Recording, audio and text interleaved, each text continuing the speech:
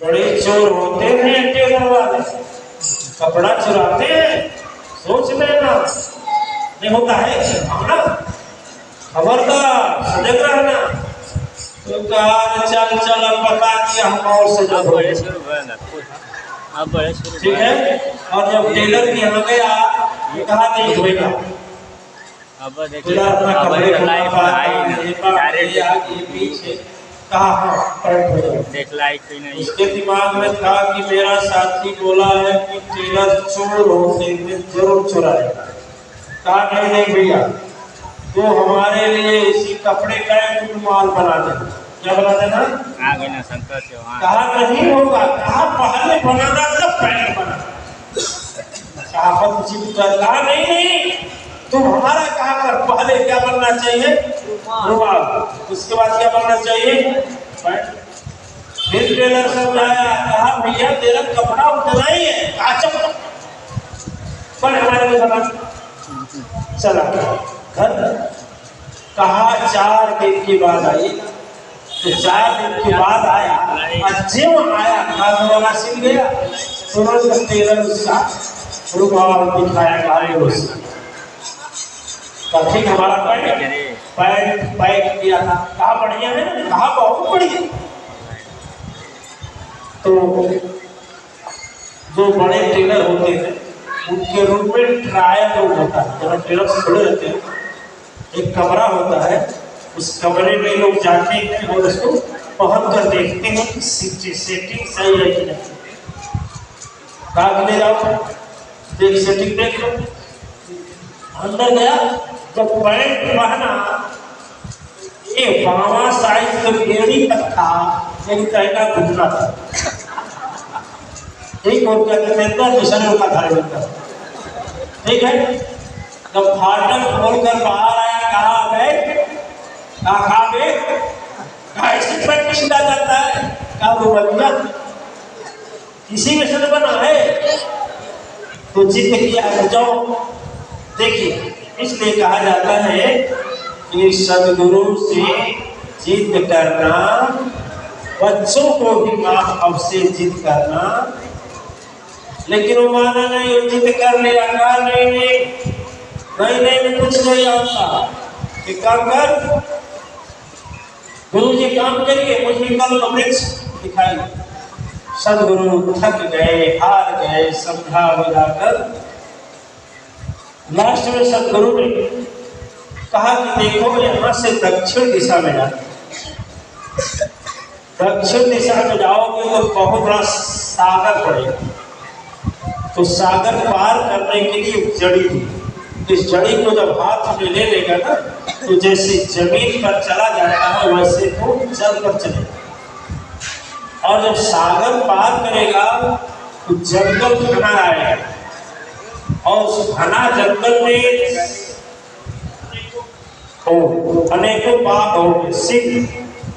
और जब सिंह तुम्हारे ऊपर जो आक्रमण करे, ये दूसरा जड़ी ले लो, इसका प्रयोग कर लो, इसको हाथ में ले लेना।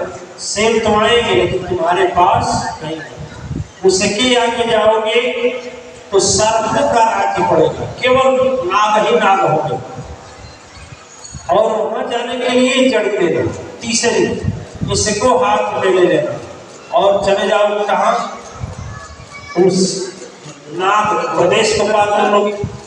और नाग प्रदेश जब पार करके जाओगे तो एक दरिया मतलब एक पहाड़ उधर एक पहाड़ उधर, बीच में खाली बहुत खाई होगा। और उस पहाड़ के किनारे विशाल पेड़ होगा, और उस पेड़ पर यही पहचान है कि मोर और तोता दोनों हमेशा नाचते रहते हैं, बोलते रहते हैं। इसी से पहचान है। तो बोला दरिया कैसे पार करेंगे? बीच का खाली जगह, इस बगल पहाड़ और इस बगल पहाड़।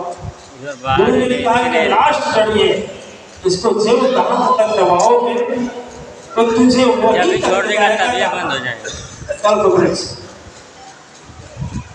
लड़का चल दिया, गुरु जैसा बताए। लेकिन मैं आपसे कहूं, गुरु जी क्या बोले थे? सतगुरु के बाणी के आगे कभी जीत करना ना चाहिए। कितना कोई हितैषी हो पर झगड़े में साथ न जाना ना चाहिए। कितना कोई अपना प्यारा हो पर उसके कहने से अपनी आदत बिगाड़ना ना चाहिए। ठीक है।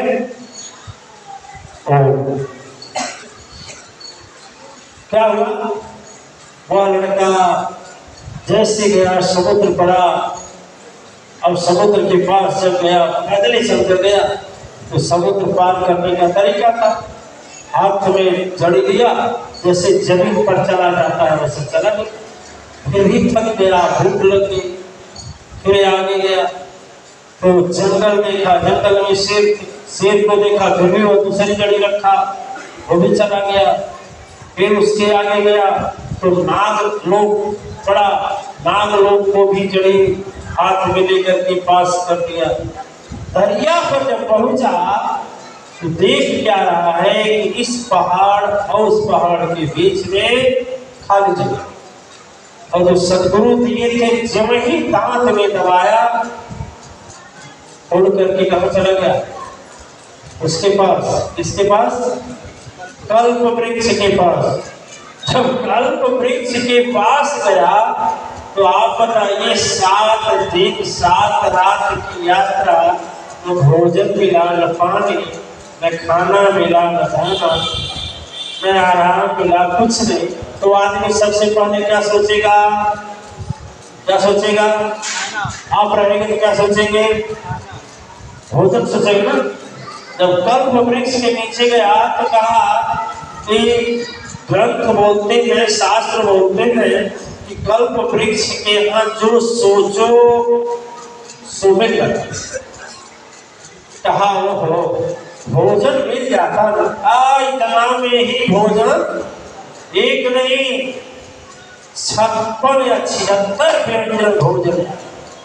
वाह, इतना जल्दी जल्दी खाएगा नहीं? खाएगा ना। 7 दिन का भूखा था, खूब खाया।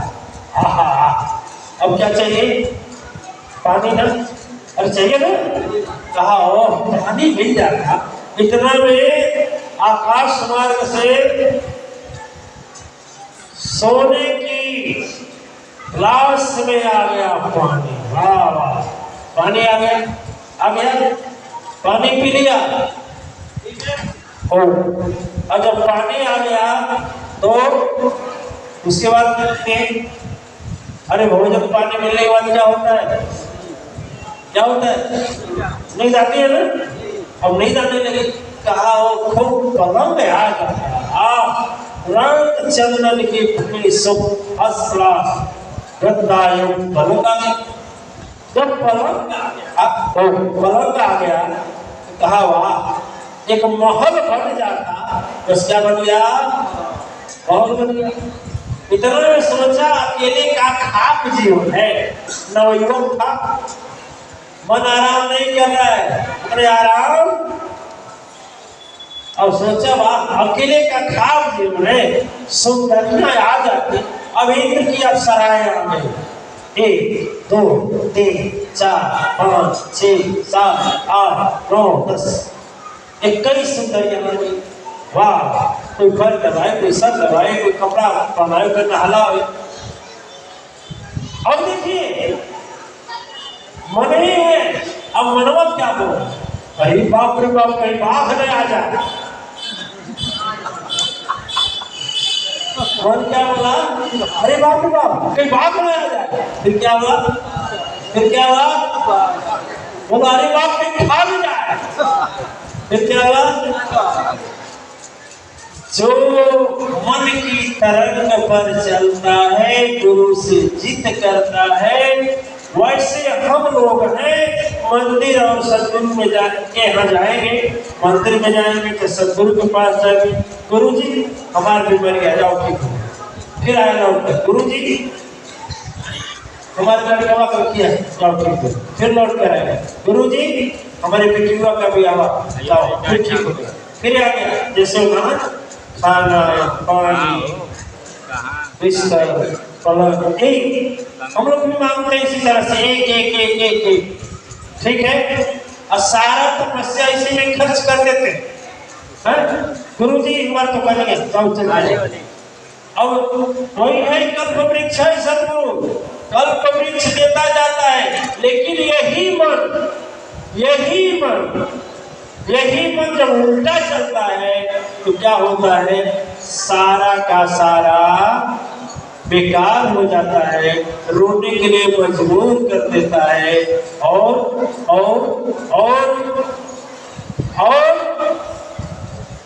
असहाय हो जाता है।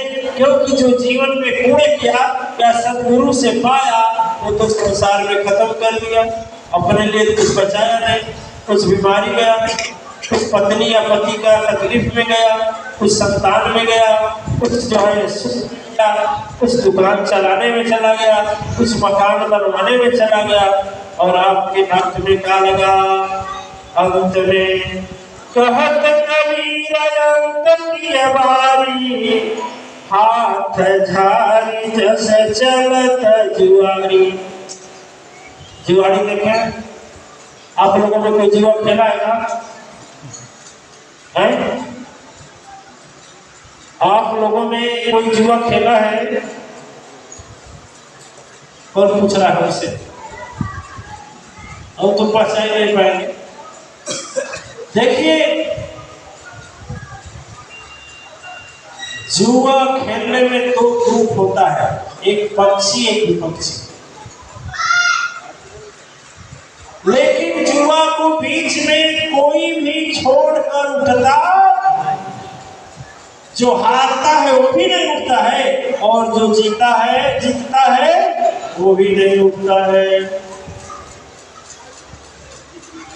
जो हारता है वह इसलिए नहीं उठता है कि हो न हो अगली दांव में जीत जाए, और जो जीतता है वह इसलिए नहीं उठता है कि और ज्यादा जीत ले।